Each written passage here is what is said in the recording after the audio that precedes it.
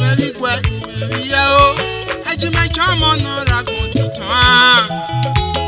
The biro paso de opera opera o. The biro paso do weather me o. Jesu maybe quite I do my charm on no raconte time. The biro paso de opera opera o. The biro paso do weather me o. Niga ya o, ona udari we no boy me o. Iwe no bonu re ni me o. Ona iye ye me o. Itama sho me itama ehia me o. Itama ele bi me. Ko sai ro na me o. Niga ya, ona udari we no boy me. Iwe no bonu re ni me o. Ona iye ye me o. Itama sho me itama ehia me o. Itama ele bi me. Ko sai ro na me o. It's only a fool that we say there is no God. Sometimes I wonder why some people do me stop. But say no pula no moto moku. Where say you know, where no in your yao. It's only a fool that we say there is no God. Sometimes I wonder why some people do me stop. But say no pula no moto moku. Where say you know, where no in your yao. Money man now, Nina negbe me o, Nina nevo me o, evo nebie me, Nina no kwe aye, Nina no ko. If you say no jobo kwe wa o, o. Money man now, Money man now, brother. Nina negbe me o, Nina we nebie o, Osa jobo kwe me o. Money man now. Money man now, Nina negbe me o, Nana we nebie o, Osa jobo kwe me o.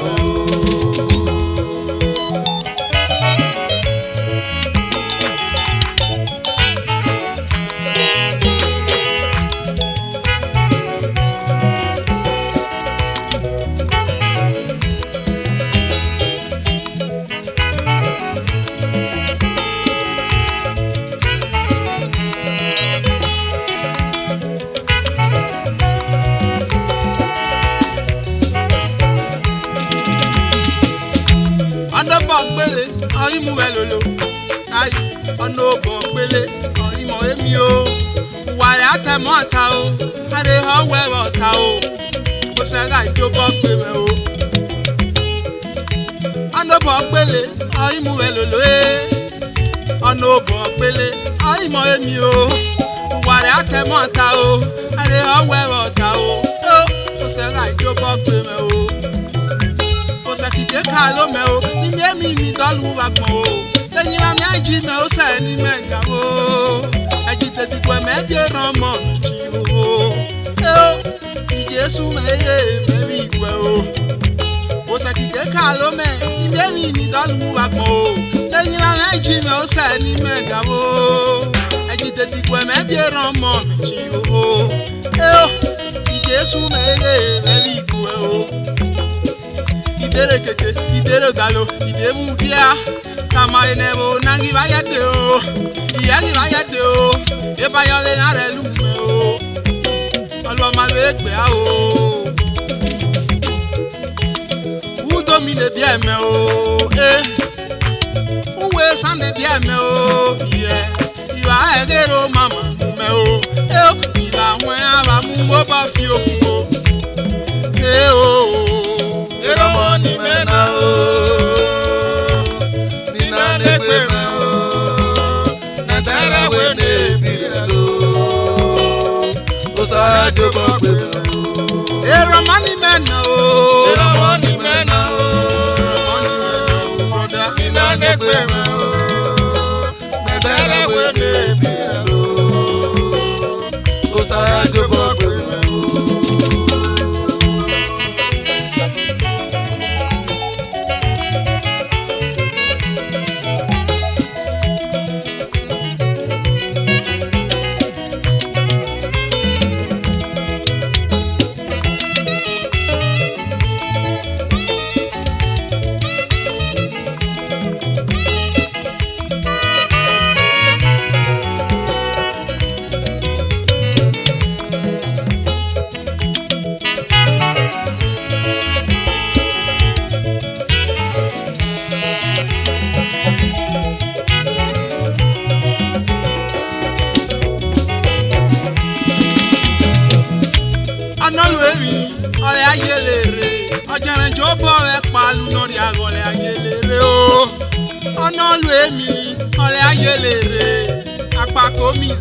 weye yo.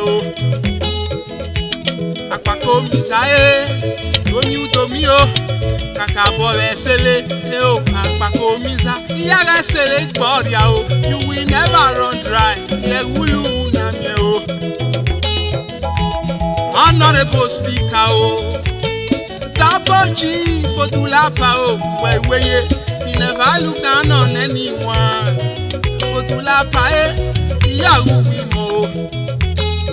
Behind every wealthy man there is a great woman. Mrs. Odulapa o weye ini bokun we gavi no fie ini bokun nekwe no se o. The most beautiful woman in Edo State. Yanu ahia wekpe o ramude ini bokun ayada oriri gbifiame o. Ibokungu wagavi nufie Chief Clifford Ehichoria the eye of Okalo Wiya o owner of Cassandra Hotel ele weki ele na wokun awadagole Dr. Igene Pale weno mi bore o Dr. Anyway o we dare ni dahin abepe o Igene Pale remo yalo ime o Akira miegi nyakonde Akira miegi nyakonde Ena meda keki mere o Amwe aba mumbo bofi okumo Iramoni mena o Iramoni mena o Ina nekwe me o Nadara wene pira o Osara jobo kwe me o Iramoni mena o Iramoni mena o Iramoni mena o brother Ina nekwe me o Nadara wene pira o Osara jobo kwe me o Iramoni mena o Iramoni mena o Iramoni mena o brother Ina nekwe me o Nadara wene pira o Osara jobo kwe me o Iramoni mena o Iramoni mena o Iramoni mena o brother Ina nekwe me o Nadara wene pira o Osara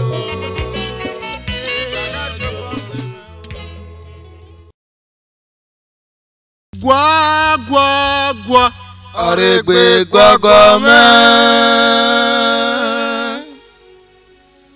Gwa Aregbe gwagome Okudomi yeri vai mole o Aregbe gwagome Agene joya dalome o Aregbe gwagome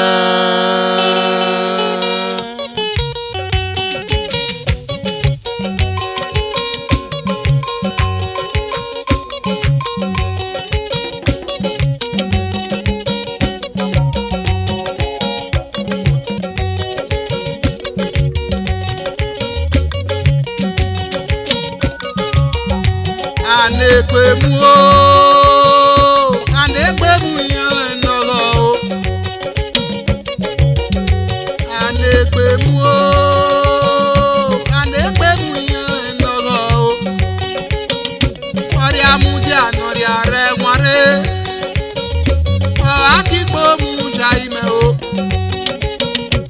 Ori amudia nori are ware o O akigbo lo na ime o So babudu o Ramude gamondo jejolu homo gairo boso So babudu o Ramude gamondo jejolu homo gairo boso Basa jalu negbe Asele na lu negbe Aware fia Basa jare pa egbe Asele na lu negbe Aware fia Onuwelu na godelu noria o Onuwere pa odeye pa oria o Onuwelu na godelu noria o Lagbon Onuwere pa odeye pa oria o Abologede noria mo okeke Popo ran pa igbo chenpo Abologede noria mo okeke o Lagbon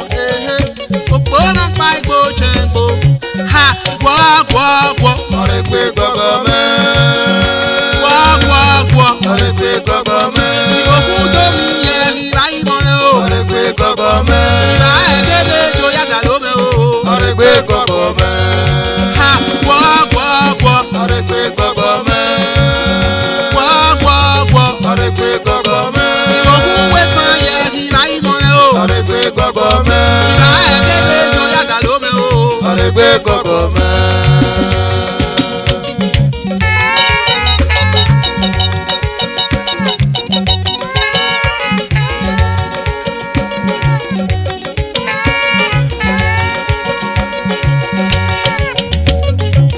Chief Dr. Bright, the F1 of a salon. Robapa Meniga Mokeko. Dr. Rafe, international musician.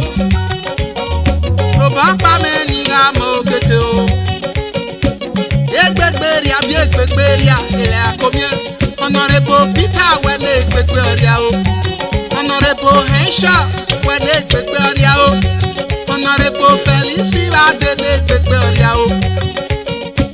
Honorable Christopher Buya, Wendo Miafuda, PDP leader, Robert Pameniga Mokekeo, Chief Dr. Innocent, Yojetale for Ofirwa land, Robert Pameniga Mokekeo, Akpako Misao, you have touched people's lives in many ways. You will never go broke. Robapa Meniga Mokekeo.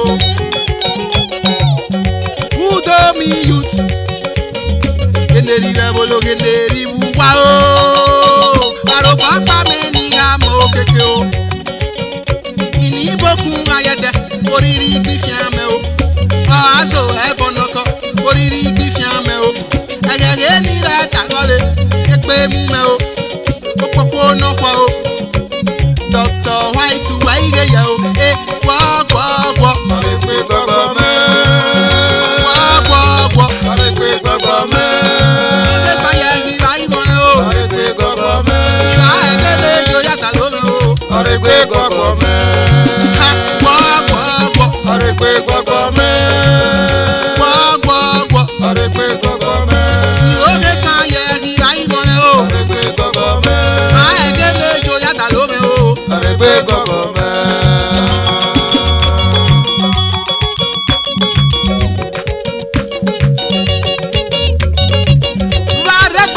Me o. Amute gamye kwere ga yo vale mene. Padre pe kwa me o.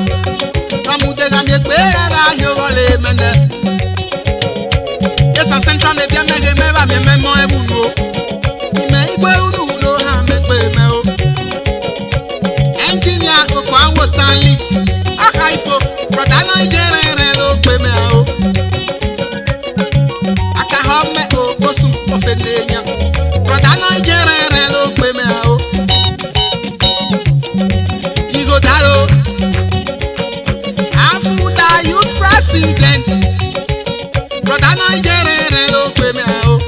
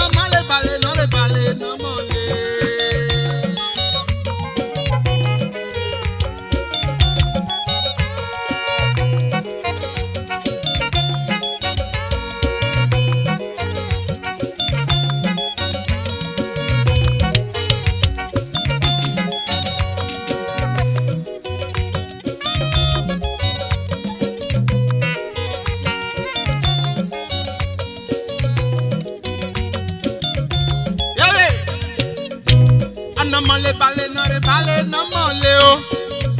Ọ̀nà mọ́lẹ̀ balẹ̀ no mọ̀ lé. Ọ̀nà mọ́lẹ̀ balẹ̀ no mọ̀ lé o. Oyọ̀rẹ̀ àìrí sọ́tì ẹnu àlìkàn náà bá. Ọ̀nà mọ́lẹ̀ balẹ̀ no mọ̀ lé o. Ọ̀nà mọ́lẹ̀ balẹ̀ no mọ̀ lé. Ọ̀nà mọ́lẹ̀ balẹ̀ no mọ̀ lé o. Oyọ̀rẹ̀ àìrí sọ́tì ẹnu àlìkàn náà bá. Ìmẹ̀ ìwé náà ló bọ̀ gbogbo ọ̀nà mi èbọ̀rẹ̀ wọ̀rẹ́. Ìmẹ̀ ìwé náà ló ẹ̀gbọ́ ọ̀nà mi èbọ̀rẹ̀ wọ̀rẹ́. Esan ìṣẹ̀móyàwé gbé o. Ìmẹ̀ ìwé náà ló bọ̀ gbogbo ọ̀nà mi èbọ̀rẹ̀ wọ̀rẹ́. Ìmẹ̀ ìwé náà ló ẹ̀gbọ́ ọ̀nà mi èbọ̀rẹ̀ wọ̀rẹ́. Esan ìṣẹ̀móyàwé gbé o. Ìmẹ̀ ìwé unu o. Ìmẹ̀ ìwé unu. Ìmẹ̀ ìwé unu o. Ló hàmẹ́ra ìgbé mẹ́ o. Ìmẹ̀ ìwé unu o. Ìmẹ̀ ìwé unu. Ìmẹ̀ ìwé unu o. Ló hàmẹ́ra ìgbé mẹ́ o. Uwa mọ̀ bọ̀ alù mẹ́ o. Yanu lù mẹ́ o. Uwa mọ̀ bọ̀ arè mẹ́ o.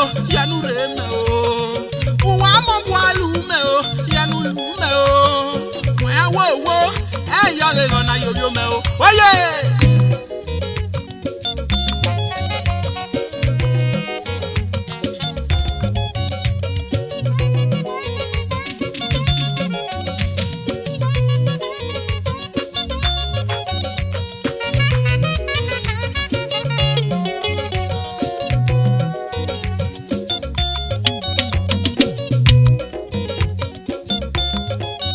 Ohamegbe, ọ̀nà mọ́lẹ̀ balẹ̀ no mọ̀ lé o.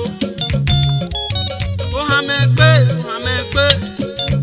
ọ̀nà mọ́lẹ̀ balẹ̀ no mọ̀ lé o. Ohamegbe, ọ̀nà mọ́lẹ̀ balẹ̀ no mọ̀ lé o. Ohamegbe, Ohamegbe, ọ̀nà mọ́lẹ̀ balẹ̀ no mọ̀ lé o.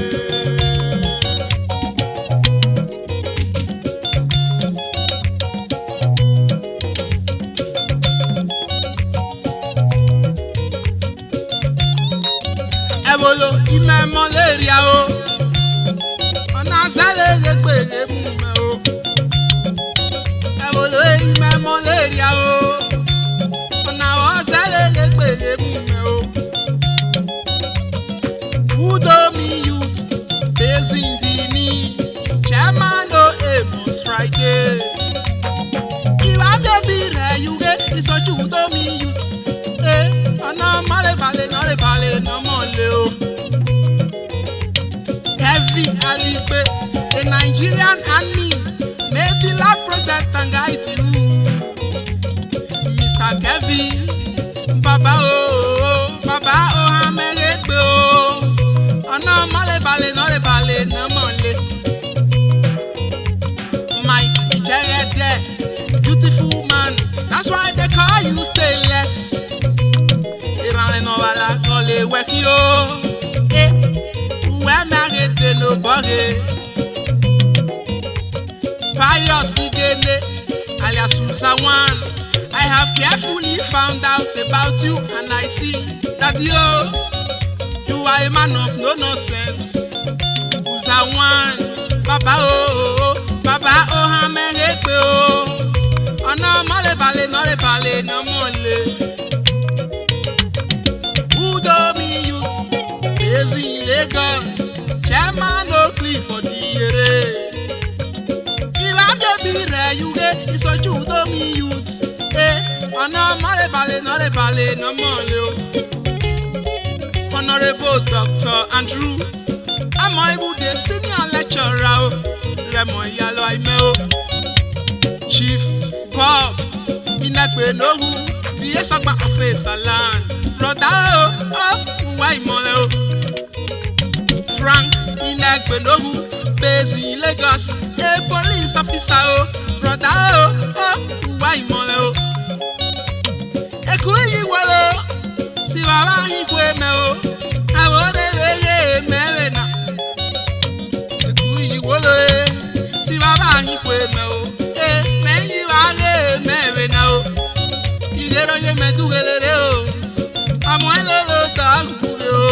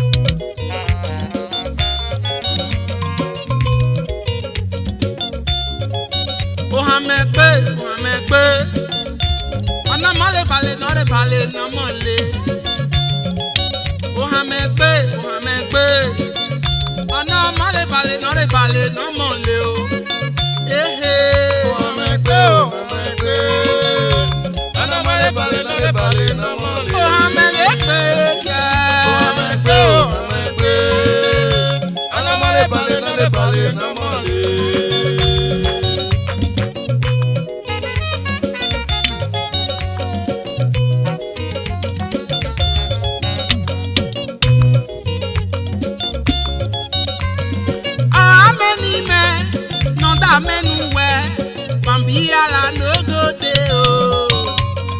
So ameni men, ya no da menuwe oh. Bambiala no go dey oh. We go be like Dangote oh. Together we go pop champagne oh. Every day celebrate oh. Ime igwe unu oh. Ime igwe unu oh. No hamega igwe me oh. Ime igwe unu oh. Ime igwe unu oh. No hamega igwe me oh. Uwa mo bwalu me oh. Yanu lu me oh. Uwa mo bware me oh. Yanu re me oh. Uwa mo bwalu me oh. Yanu lu me oh. Mwe wo ayo le gona yoyo me oh. Oye!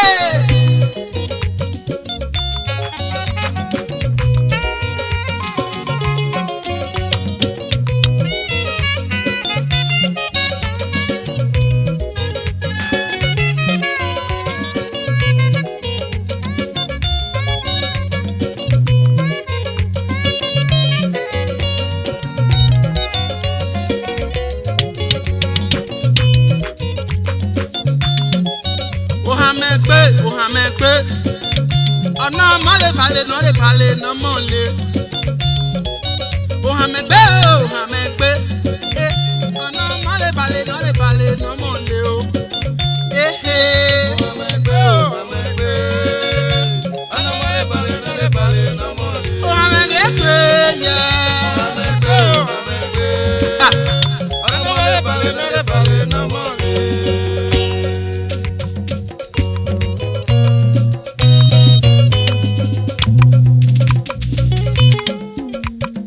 Ebuware no mo ẹjọ́ lè tán ẹgbẹ́.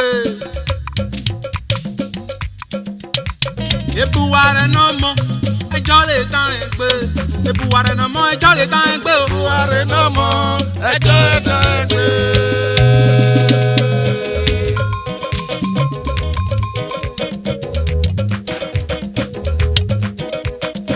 Ebuware no mo ẹjọ́ lè tán ẹgbẹ́.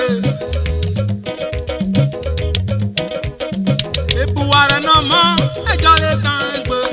Ebuware no mo ẹjọ́ lè tán ẹgbẹ́ o. Ebuware no mo ẹjọ́ lè tán ẹgbẹ́. Ebuware no mo ẹjọ́ lè tán ẹgbẹ́. Ebuware no mo ẹjọ́ lè tán ẹgbẹ́. Ure no mo yẹ Ebuware fia. Ebuware no mo ẹjọ́ lè tán ẹgbẹ́. Amúlẹ̀ kọ́ amẹ́nu kọ̀tẹ́ mẹ́nu. Ebuware no mo ẹjọ́ lè tán ẹgbẹ́. Ebuware no mo ẹjọ́ lè tán ẹgbẹ́ o. Ebuware no mo ẹjọ́ lè tán ẹgbẹ́. Amúlẹ̀ kọ́ amẹ́nu kọ̀tẹ́ mẹ́nu. Ebuware no mo ẹjọ́ lè tán ẹgbẹ́. Ebuware no mo ẹjọ́ lè tán ẹgbẹ́ o. Ebuware no mo ẹjọ́ lè tán ẹgbẹ́. Amẹ́nu kọ̀tẹ́ mẹ́nu. Ebuware no mo ẹjọ́ lè tán ẹgbẹ́. Ebuware no mo ẹjọ́ lè tán ẹgbẹ́. Ebuware no mo ẹjọ́ lè tán ẹgbẹ́. Amẹ́nu kọ̀tẹ́ mẹ́nu. Ebuware no mo ẹjọ́ lè tán ẹgbẹ́. Ebuware no mo ẹjọ́ lè tán ẹgbẹ́.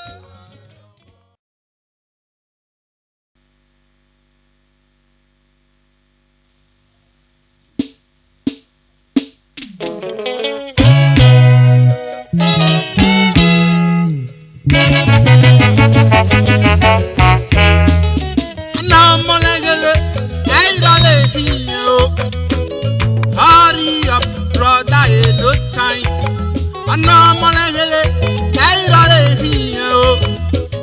Hurry up, sister, ain't no time. I say, Hurry up, brother, in no time.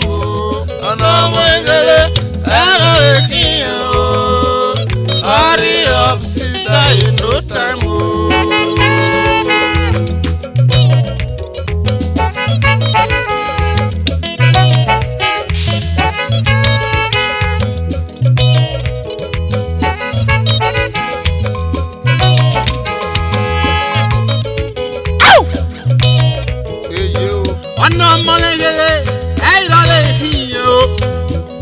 Hurry up, brother, ain't no time.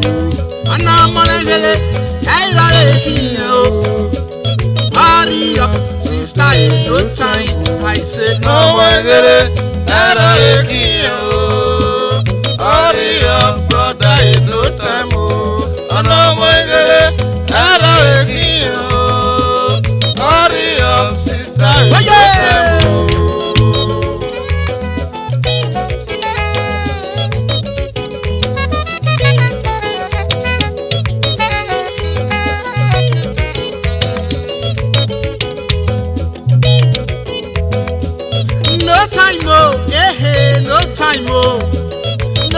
time, oh, no time, oh, no time to check time again. No time, oh, no time, oh, no time, oh, no time, oh, no time to check time again. Whatever you do today, whatever you plan today, oh, tomorrow that's what you will reap. Whatever you plan today, whatever you sow today, oh, tomorrow that's what you will reap. Do not be lazy to do something. Do not be weak to do something, cause tomorrow you see is not easy. Oh. Do not be lazy to do something. Do not be weak to do something, cause tomorrow you see is not easy. Oh. Responsibilities for tomorrow you see. Plenty things, oh, for tomorrow you see. Even children's school fees for tomorrow you see. Oh, yeah.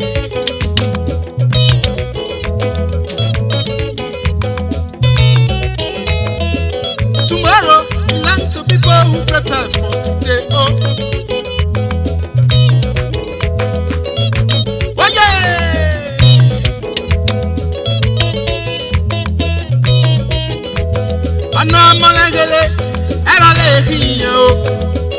Hurry up, brother, no time. Hurry up, sister, no time. I say no more. Hurry up, brother, no time. Hurry up, sister, no time.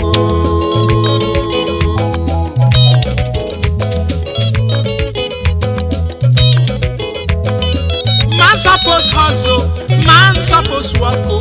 Man suppose find what he will eat when evening comes. Oh, man is supposed to work, oh. Man suppose hustle, man suppose work, oh. Man suppose find what he will eat when evening comes. Oh, man is supposed to work, oh. See, do not be lazy to do something. Do not be weak to do something, cause tomorrow you see is not easy. Oh. Do not be lazy to do something. Do not be weak to do something, cause tomorrow you see is not easy. Oh. Responsibilities for tomorrow you see. Plenty things for tomorrow you see. Even children's school fees for tomorrow you see. Oh,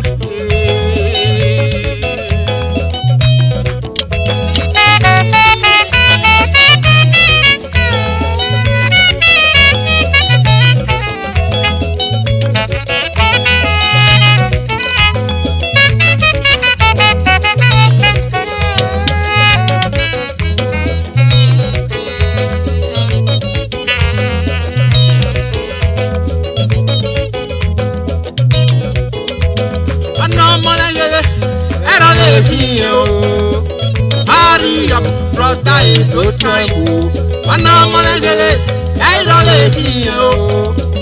Hurry up, sister, no time. I say no more. Hurry up, brother, no time. Hurry up, sister, no time. Sumiemi ni me gwanore, osenu jole semobo. Sumiemi ni me gwanore, osenu jole semobo. Emili ni me gwano, Emili me gwano,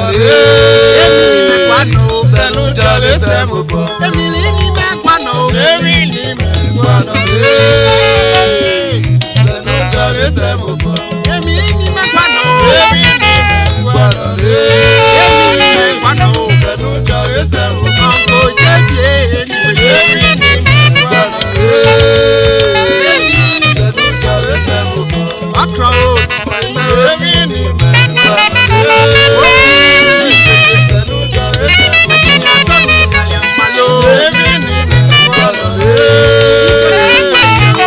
jole semobo.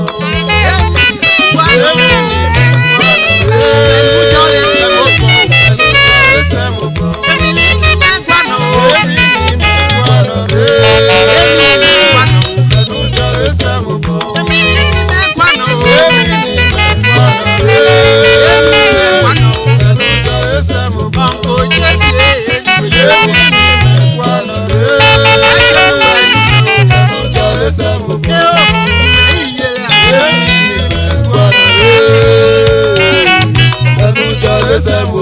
Emi ni me kwano. Emi ni me kwano. Emi ni me kwano. Senu jale sembo. Emi ni me kwano. Sylvester me we ya o. Senu jale sembo. Sylvester national trouble. Emi ni me kwano. Emi ni me kwano. Senu jale sembo. Emi ni me kwano. Emi ni me kwano. Senu jale sembo. Jale sembo. Oje.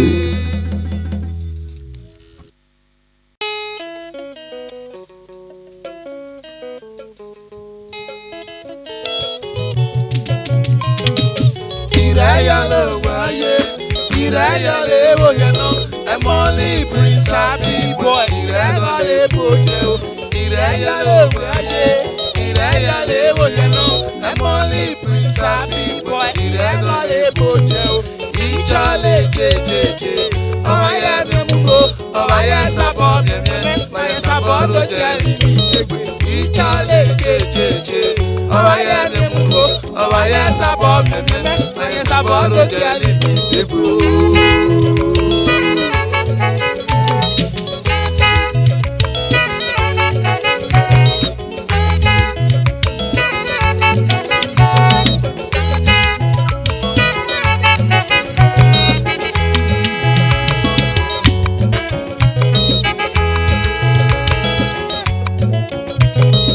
Ìrẹ́yọ̀ ló wò ayé, ìrẹ́yọ̀ lè wò yẹn náà, ẹ mọ́ ní Prince Happy Boy. Ìrẹ́yọ̀ lè bòjẹ́ o, ìrẹ́yọ̀ ló wò ayé. Ìrẹ́yọ̀ lè wò yẹn náà, ẹ mọ́ ní Prince Happy Boy. Ìrẹ́yọ̀ lè bòjẹ́ o, ìjọ lè jẹjẹjẹ. Ọmọ ayé mi mú ko, ọmọ ayé sábọ̀ mẹ́mẹ́, ọmọ ayé sábọ̀ ló jẹ́ mímí gbégbé. Ìjọ lè jẹjẹjẹ. Ọmọ ayé mi mú ko, ọmọ ayé sábọ̀ mẹ́mẹ́, ọmọ ayé sábọ̀ ló jẹ́ mímí gbégbé. Oye! Udomi ne biame, oporandele o. Uwe san ne biame o, biawa oporandele o. Udomi ne biame, oporandele o. Uwe san ne biame o, biawa oporandele o. Uwo, imwe kwen noria o. Uwo, imwe kwen noria o. Ekpe kwame, ramude, imwe kwen noria o. Uli ni gbeme, ramude, imwe kwen noria o.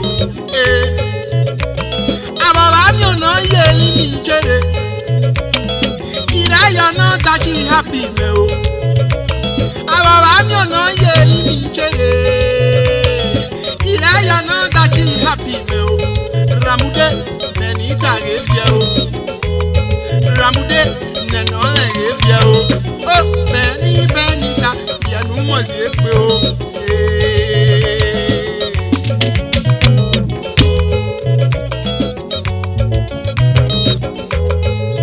Ukpota ihe, ihe ukpota ihe, si dami happy o, ìbáṣe mi ò lè lòlòge. Ukpota ihe, ukpota ihe, si dami happy o, ìbáṣe mi ò lè lòlòge. Àmì ẹ̀ka ṣe tẹ àpọ́nná, uwẹ́rì tù wáyú o. Àmì ẹ̀ka ṣe tẹ àpọ́nná, uwẹ́rì tù wáyú o. Happy o, àmì ẹ̀ka ṣe tẹ àpọ́nná, uwẹ́rì tù wáyú o. Àmì ẹ̀ka ṣe tẹ àpọ́nná, uwẹ́rì tù wáyú o. Abúpẹ́lì mi bàbá, ọba yẹjọ lè bá o. Ọ̀ṣọ́ ṣàna tàntàn, ọ̀ṣà sàgbọ̀n òbò o. Ọba yẹ jí mẹ́ báibái, ògè nèríye. Ọba yẹ sẹ̀wẹ́ yé èkú ìwò lóore.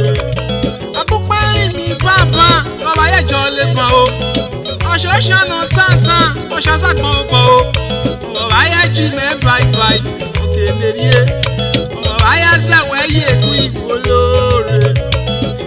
Happy ni no de, Ọlọ́run mu no wẹ́, oyàrá jí mẹ́rẹ̀ wẹ́, mẹ́wàá bá mi ò ní àtàmọ́ o, ọdẹ ní kékeré lọ yẹ èfi ọmọ o. Happy ni no de, Ọlọ́run mu no wẹ́, oyàrá jí mẹ́rẹ̀ wẹ́, mẹ́wàá bá mi ò ní àtàmọ́ o, ọdẹ ní kékeré lọ yẹ èfi ọmọ o. Oye! Ìrẹ́yọ̀ ló wò ayé. Ìrẹ́yọ̀ lè wò yẹn náà, ẹ mọ́ ní Prince Happy Boy. Ìrẹ́yọ̀ lè bòjẹ́ o, ìrẹ́yọ̀ ló wò ayé. Ìrẹ́yọ̀ lè wò yẹn náà, ẹ mọ́ ní Prince Happy Boy. ìrẹ́gọ́lé bòde o. Ìjọ́lẹ̀ jẹjẹjẹ, ọba yẹ mẹ́mẹ́mẹ́, ọba yẹ sábọ̀ mẹ́mẹ́mẹ́, ọba yẹ sábọ̀ lóde ìgbì. Ìjọ́lẹ̀ jẹjẹjẹ, ọba yẹ mẹ́mẹ́mẹ́, ọba yẹ sábọ̀ mẹ́mẹ́mẹ́, ọba yẹ sábọ̀ lóde ìgbì.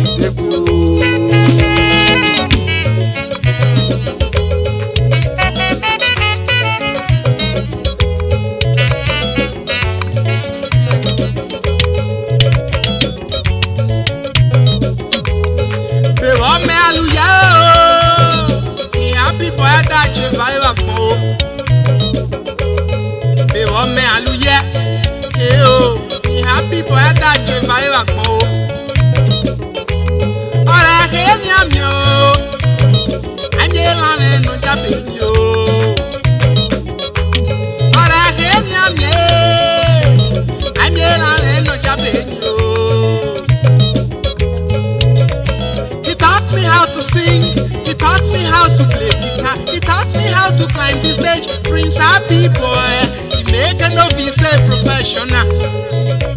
He taught me how to sing, he taught me how to play guitar, he taught me how to climb the stage. Prince Happy boy, he make a novice a professional.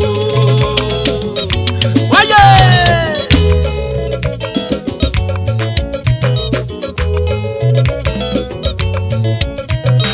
Ìdáyà lówó ayé, ìdáyà léwò yẹn náà. I'm only Prince Happy boy, ìrẹ́gọ́lé bòde o. Ìrẹ́yà lówó ayé, ìrẹ́yà léwò yẹn náà. I'm only Prince Happy boy, ìrẹ́gọ́lé bòde o.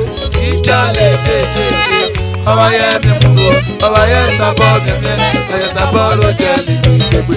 Ìjọ́lẹ̀ jẹjẹjẹ, ọba yẹ mímú o, ọba yẹ sábọ̀ mẹ́mẹ́, ọba yẹ sábọ̀ lóde ìgbì.